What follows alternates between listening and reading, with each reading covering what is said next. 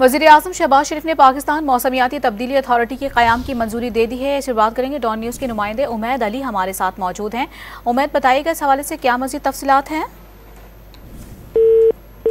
उमैद से रब्ता करने की कोशिश करेंगे। अपने नाज़रीन को बताते चलें कि वज़ीर-ए-आज़म शहबाज शरीफ ने पाकिस्तान मौसमियाती तब्दीली अथॉरिटी के क़याम की मंजूरी दे दी है। पाकिस्तान मौसमियाती तब्दीली एक्ट 2017 के तहत अथॉरिटी के क़याम की मंजूरी दी गई है।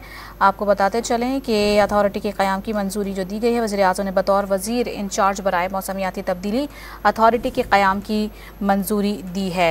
वज़ीर-ए-आज़म शहबाज शरीफ ने पाकिस्तान मौसमियाती तब्दीली अथॉरिटी के क़याम की मंजूरी दे दी है। साथ ही अपने नाज़रीन को ये भी बताते चलें कि पाकिस्तान मौसमियाती तब्दीली एक्ट 2017 के तहत अथॉरिटी के क़याम की मंजूरी दी गई है। उमैद से राबता बहाल हुआ है, उनसे तफसीलात जानेंगे। जी उमैद, बताइएगा। मौसमियाती तब्दीली के क़याम की मंजूरी दे दी है और वज़ीर-ए-आज़म इस अथॉरिटी के क़याम की मंजूरी